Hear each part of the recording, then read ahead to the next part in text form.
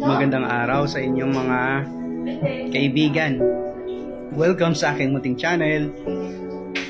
Ngayon, pag-uusapan na naman natin ulit yung ating mga pinag-usapan ng mga nakaraan tungkol sa mga kaligtasan at kalayaan para sa pangkalahatan, at sa kasama na dito ang mga katulad ko rin, syempre, mga PWD. So, guys, pag-usapan natin ngayon, no?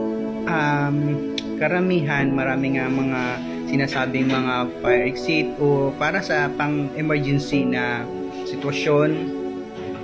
Ngunit ito naman ay hindi nagagamit, no? So, bago ang lahat, baka pwede namang makahingi sa inyo ng kunting ano lang dyan, pa-like, share, and syempre, comment na rin.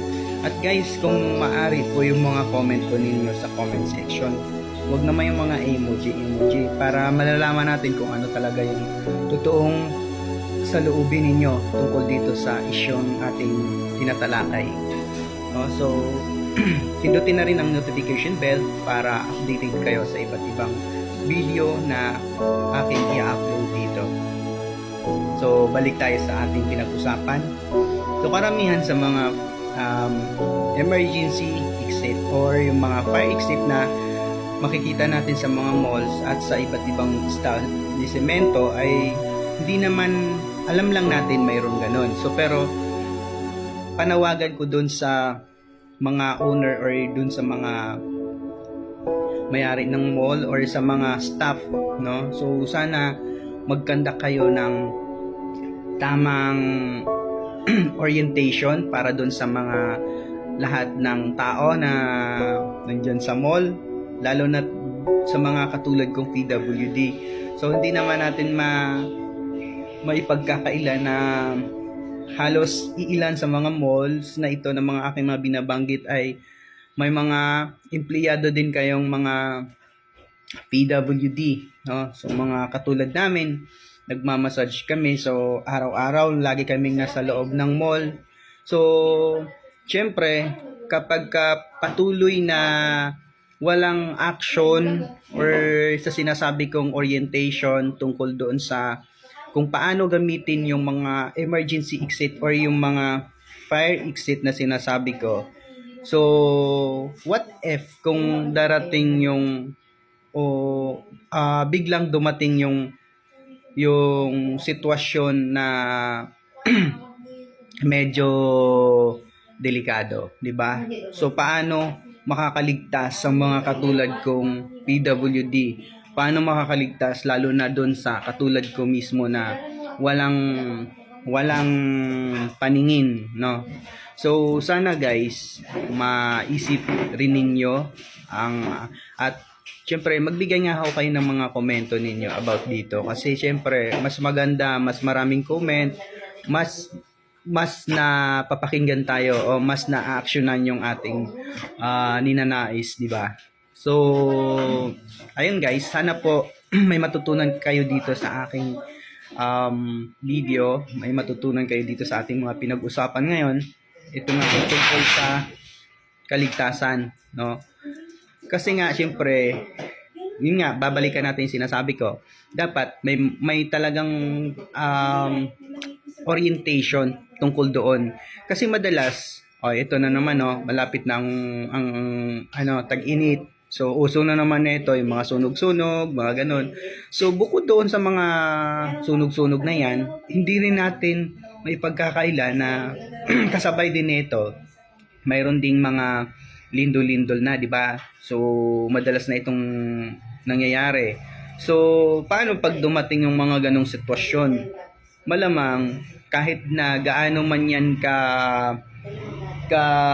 seryoso yung mga kasamahan mo sa work or dyan sa mall na yan or sa isang establishmento ka nandun, syempre, mas uunahin nila yung sarili nilang iligtas. So, dapat tayong mga PWD, natuturuan din tayo ng kung paano lumikas, no? kung saan banda yung fire exit, saan pwede tayong lumabas kapag ka nangyari yung sakuna. So saan tayo pwedeng magiging ligtas, kung paano tayo makakarating sa labasan natin. Kasi nga syempre dahil nga sa mahirap na sitwasyon at hindi na syempre maalala tayo ng mga kasamahan natin. Syempre ililigtas nila yung sarili nila, hindi na tayo maalala nun dahil sa siyempre nag ano na kumbaga natataranta na sila.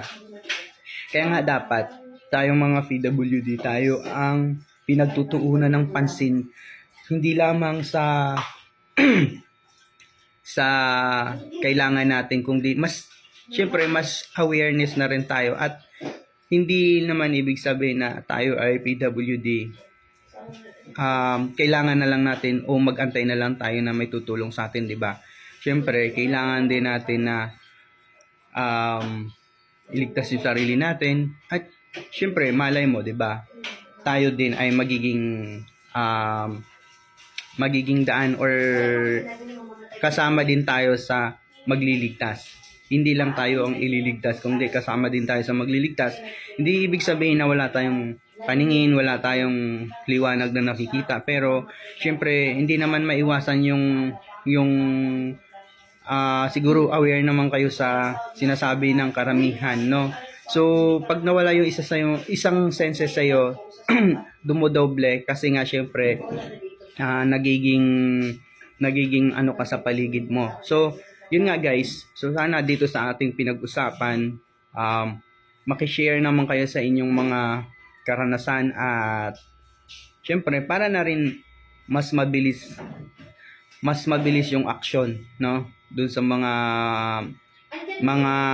staff ng mga mall, no, hindi ko na babanggitin kung ano ang mga mall, basta lahat ng mga malls, no. So sana magkaroon kayo ng proper orientation para doon sa mga katulad kong PWD, hindi lang doon sa mga visually impaired, kundi sa lahat ng PWD. Kasi syempre hindi maiiwasan na pag dumating yung mga ganong sitwasyon, mga mahirap na sitwasyon katulad ng sunog, lindol, at kung ano-ano pang mga mahirap na sitwasyon, pagka paano, di ba? Paano na lang? Syempre, yung mall, pinupuntahan yan sa lahat ng tao. Walang ano diyan, lahat ng tao nandiyan. So paano kung may mga customer kayo na may mga kapansanan, tapos siyempre hindi sila aware kung saan sila lalabas, kung saan sila magiging ligtas, 'di ba?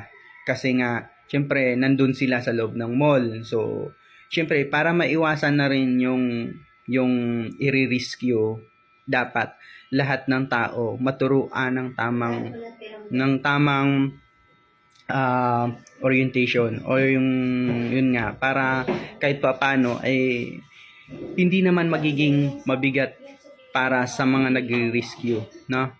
So kaya nagiging maraming mga tao na mga nire-rescue kasi nga syempre hindi nila alam kung paano nila iligtas ang mga sarili nila, kasi nga hindi sila natuturuan o hindi nila alam kung paano ang tamang paglikas.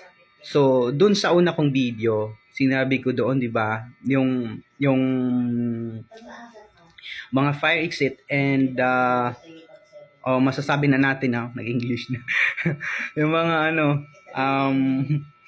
emergency exit, 'di ba? So dapat dapat ito, no, magiging malinaw ito para sa lahat. Kasi nga 'di ba may mga fire exit na ginawa ng tambakan, ginawa ng lahat ng mga kung ano-anong mga bakal-bakal na yan nilalagay doon para ayun, nagiging harang, no? Hindi ko alam kung anong dahilan bakit nilagay nila doon, samantalang yan ay para sa kaligtasan ng tao, para pagka makalabas agad. Kaya lang syempre dahil may mga harang, so hindi agad-agad nakakalabas o naaantabay agad yung pag-alis mo, yung paglabas mo, naaantabay. So, isa pa doon, wala silang may hagdan man pero walang rampa para doon sa mga naka-wheelchair, walang matibay na handrail para siyempre kapitan. So, lalo na sa mga katulad ko, hindi ko nakikita yung paligid ko. So, siyempre, kailangan ko ng makakapitan, kailangan kong may mahahawakan. So, paano ako makakalabas at paano ko malalaman yung paano lumabas kung wala akong guide? Ingay naman ito. Tapos, yun guys, wala siyang elevator.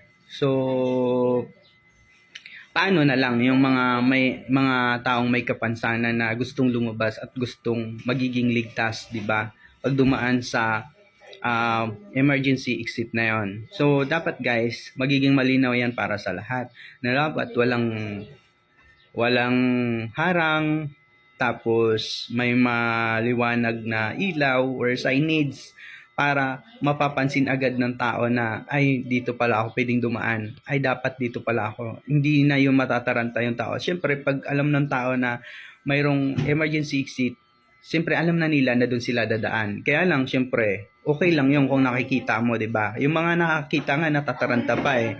Kami pa kaya na hindi namin nakikita yung paligid namin, tsaka yung ibang mga PWD na gusto rin na magiging ligtas. So, guys, hanggang dito na lang muna ang aking video. Masyadong mahaba na. So, sana magbigay kayo ng mga komento nyo, ha. At na lang din. Like and share. Bye-bye! Labuyos!